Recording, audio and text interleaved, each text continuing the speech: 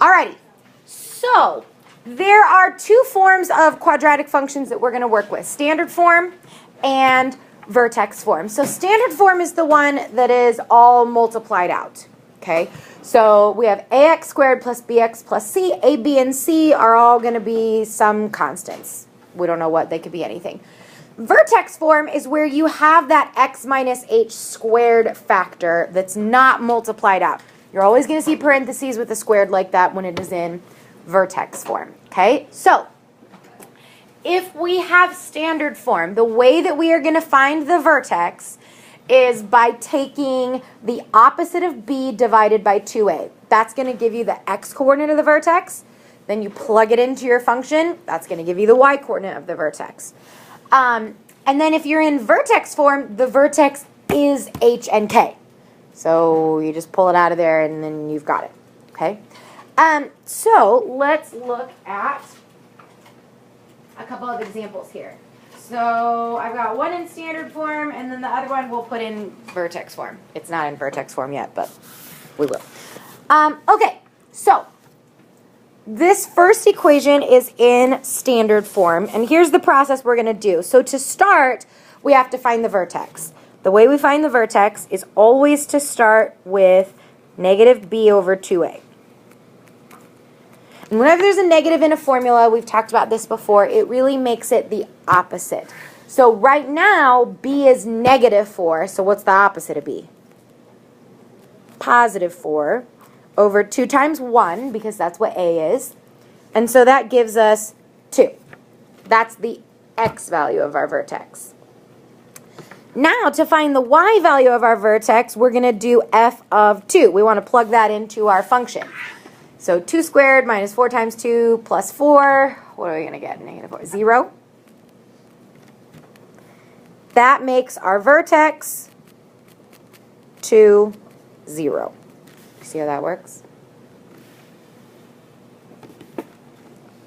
Negative b over 2a to get x, and then whatever you get for x, plug it back into the equation to get the y. Now, the other thing that is important here is a parabola, as we know, is that U-shaped graph, and it's symmetric down the middle. There's an invisible axis of symmetry that comes straight down through the vertex, and so we want to be able to give the equation of the axis of symmetry.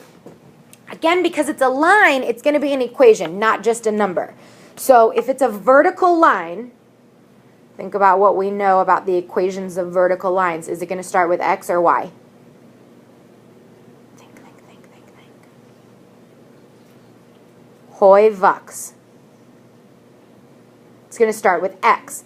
Vertical, undefined x. So it's x equals, now, if the equation has to go through this point and it starts with x, what's it going to be equal to? 2. That's right. So x equals 2 is the equation of the axis of symmetry. It's often going to ask you for that. If you don't have the x equals, it is wrong.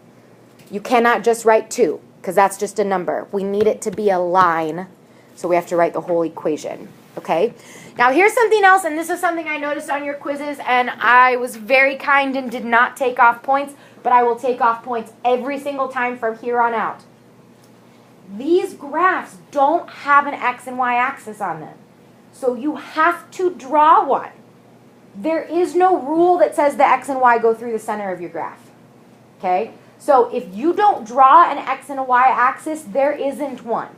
And we have to make sure there is one. So when you go to graph, you must come in here, if it's not already bolded, and draw your x and y axis. Okay? I would say like 4 out of 5 of you did not draw your axes on the test. We've talked about this multiple times, so you've got to remember to do that. Okay, so let's go back up to the steps. First, find the vertex. We did that. Plot the vertex and draw in the axis of symmetry. So the vertex is at 2, 0. The axis of symmetry is not actually part of the graph. It's an invisible line of symmetry. So we always want to draw it with a dotted line. But the reason why we want to be able to kind of have an idea of where that is because as long as I know what half the graph looks like, I can figure out the other half just by reflecting it over.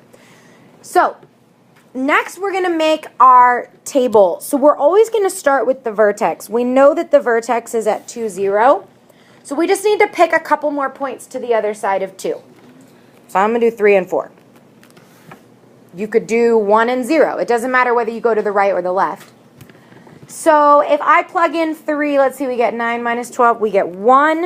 And if I plug in 4, we get 16 minus 16, 4.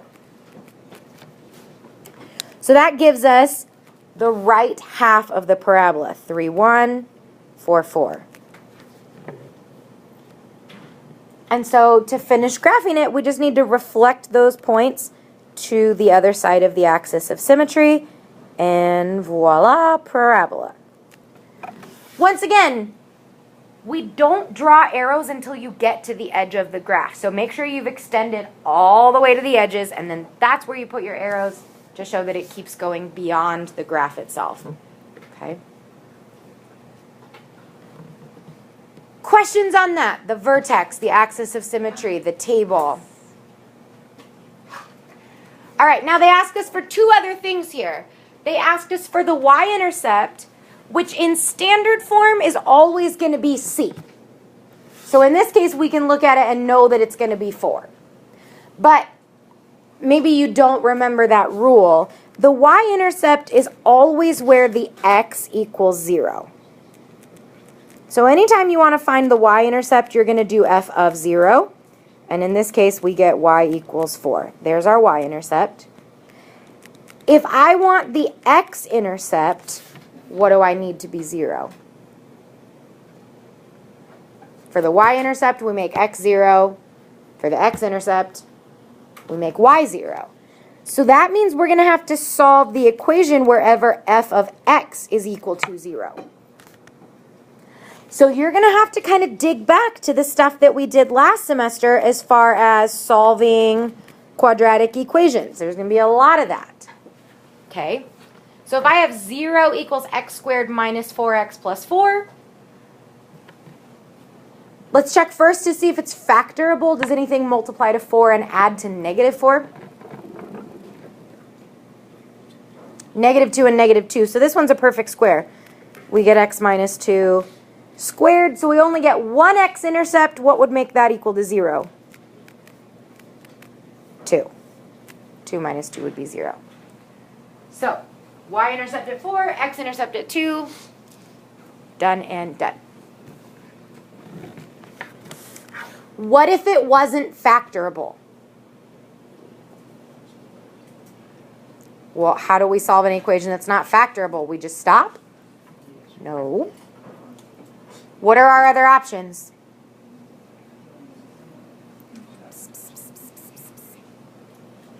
There's 4. How else can we solve quadratic equations? Quadratic formula. That's always going to work. Yeah, if it's not factorable, then you're going to have to use the quadratic formula or some other method. Okay? Questions? All right, let's look at the next example, and I want to change this to be in vertex form. I'm going to give myself a little bit of space so that that writing doesn't get in my way. I want you to change this equation. This one is in standard form, but let's do one that's in vertex form. So f of x equals x plus 1 squared minus 6. That's actually the same parabola. It's just in a different form. So the steps are relatively the same. We have to start by figuring out the vertex. But that's why this is called vertex form. It's even easier because it's just HK.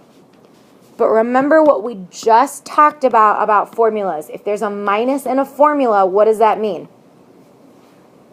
It's the opposite.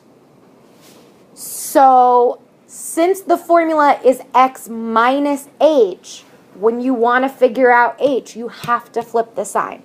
So what is going to be the vertex for this equation? HK. What's the h? Negative 1. Because H, you have to switch the sign. And then K, you always keep the sign. So what's the second half of the vertex? -6. You keep the sign the same. H is the only one that you switch. Because again, go back and look at the rule for vertex form at the top of your paper. The only one that's opposite is the H. Okay, so if that's my ordered pair for the vertex, where's our axis of symmetry? X equals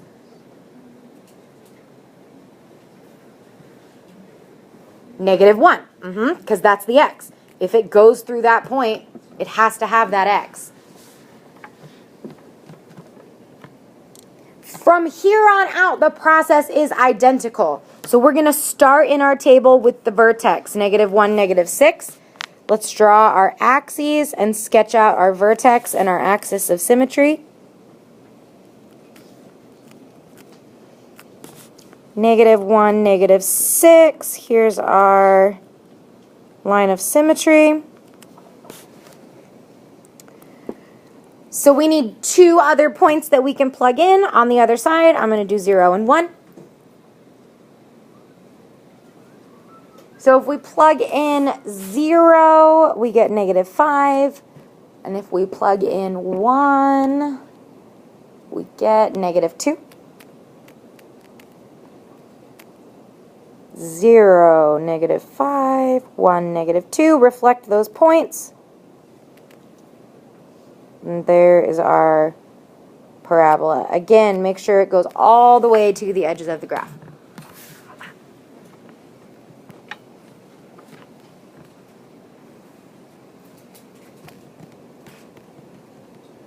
Questions on vertex form. How we get the vertex, how we choose the x's for the table. Good. Okay, so same thing. We want the x-intercepts and we want the y-intercepts. The y-intercept is going to be when x is equal to 0. We already figured that one out right here. So the y-intercept is -5. Now for the x-intercept, again, we have to set it equal to 0. So 0 equals x plus 1 squared minus 6. How do you want to go about solving this equation? Where would you start? Add the 6. Yeah, this one we can solve by square roots. So we get 6 equals x plus 1 squared. Now that I have the squared piece by itself, we can square root both sides. So that means x plus 1 equals what?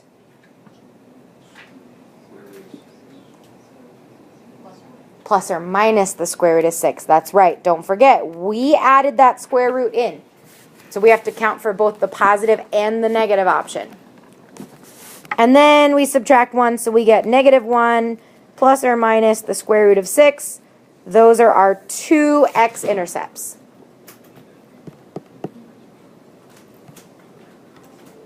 Questions?